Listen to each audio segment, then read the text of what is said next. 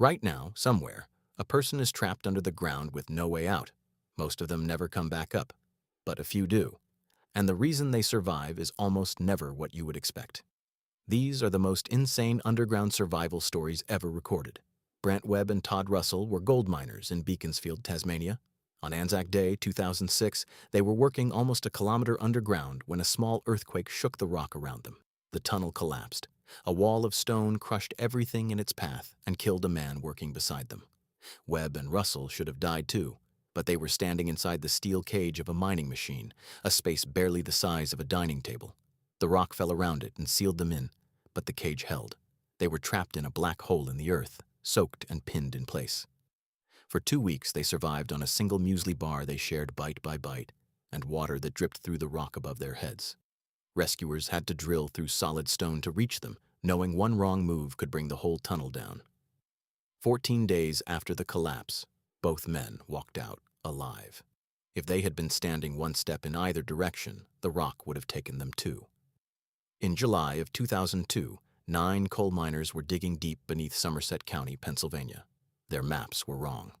They drilled straight into the wall of an old abandoned mine that had sat full of water for decades. Millions of gallons exploded through the hole behind them.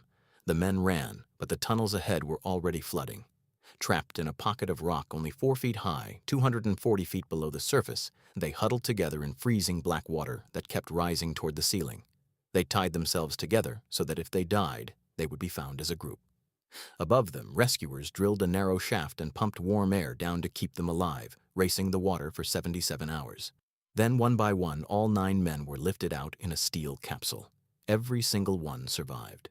The air they pumped down did more than help them breathe. The pressure actually held the floodwater back long enough to save them.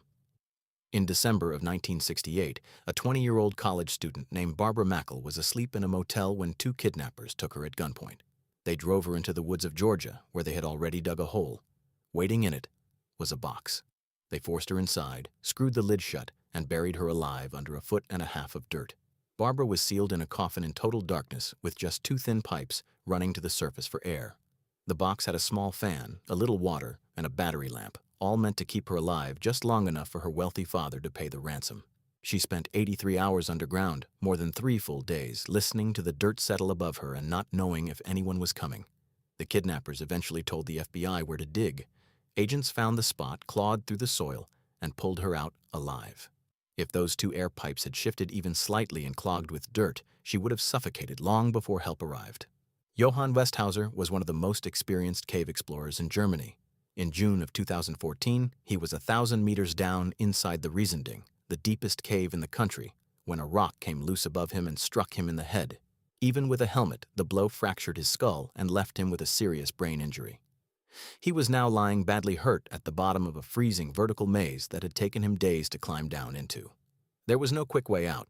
To pull him back to the surface, more than 700 rescuers from 5 countries had to lift him on a stretcher through tight passages and up sheer rock walls using hand winches inch by inch. The operation took 11 days.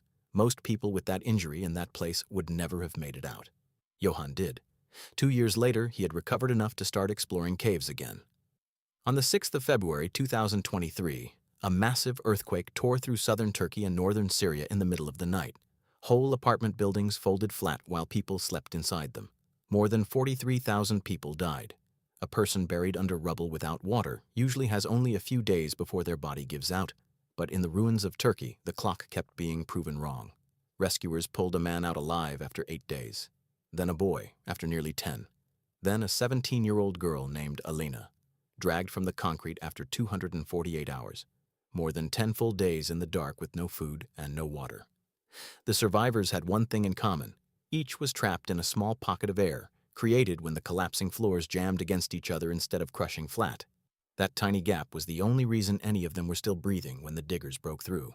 In June of 2018, 12 boys on a soccer team called the Wild Boars went to explore a cave in northern Thailand with their young coach. While they were deep inside, a sudden monsoon flooded the entrance behind them and trapped them more than 2 miles in. For 9 days, no one even knew if they were alive. They sat on a tiny ledge in total darkness, drinking water that dripped from the rocks. Their coach, who had once trained as a monk, taught them to meditate to slow their breathing and stay calm, which kept them from burning through the little oxygen they had. When divers finally reached them, a new problem began. The only way out was a long underwater tunnel, so narrow and dark that even expert divers struggled. One of them, a former Thai Navy commando, died trying to deliver oxygen. To get the boys out, doctors sedated each one and guided their unconscious bodies through the flooded passage. All 12 boys and their coach came out alive. Staying calm in the dark was the thing that kept them breathing long enough to be saved. When a huge earthquake hit Mexico City in 1985, 2 of the buildings that came down were hospitals. Inside them were maternity wards full of newborn babies. Rescuers expected to find nothing but loss. Instead, days after the quake, they began hearing tiny cries from inside the rubble. One by one, they pulled out infants who were only hours or days old, still alive beneath tons of concrete. They became known as the miracle babies. Almost 40 of them were recovered, some after being buried for days with no food and no water.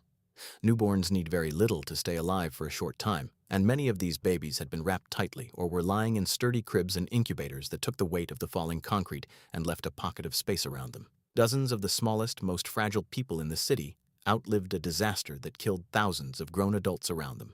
In the spring of 2010, more than 150 men were building a coal mine in northern China when their digging broke open and an old tunnel flooded with water. The mine filled fast. Some men were swept away in seconds. Others scrambled onto machinery and platforms above the rising water and waited in the pitch black, not knowing if the water would keep climbing. They were down there for 8 days. To survive, they tied themselves to the walls with their belts so they would not slip into the water if they fell asleep. They ate sawdust and chewed on bark and resin scraped from the wooden supports around them. When rescuers finally drained enough water to reach them, they brought 115 men back to the surface alive. Not everyone made it. 38 workers died in the flood, but more than 100 survived over a week underground by doing whatever it took to keep their heads above the water. On the 5th of August, 2010, the San Jose mine in Chile collapsed and sealed 33 men under 2,300 feet of solid rock. That is almost half a mile straight down. The heat where they were trapped sat around 90 degrees with crushing humidity. They had found a small emergency shelter, but the food inside was meant to last a few men a couple of days, not 33 men for weeks.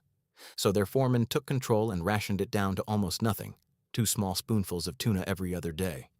For 17 days, the world above assumed they were dead. Drills kept missing the shelter in the dark.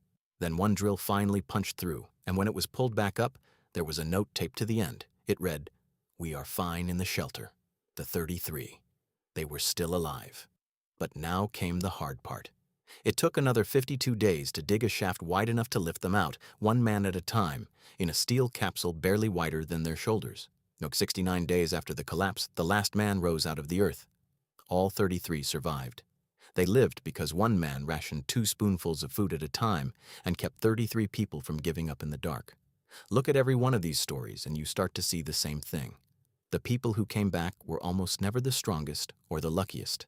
They were the ones who found a pocket of air, who rationed what little they had, and who refused to panic in the dark long enough for help to arrive. If you want to see more stories like these, subscribe and tell us in the comments which one you think was the most impossible. We will see you in the next one.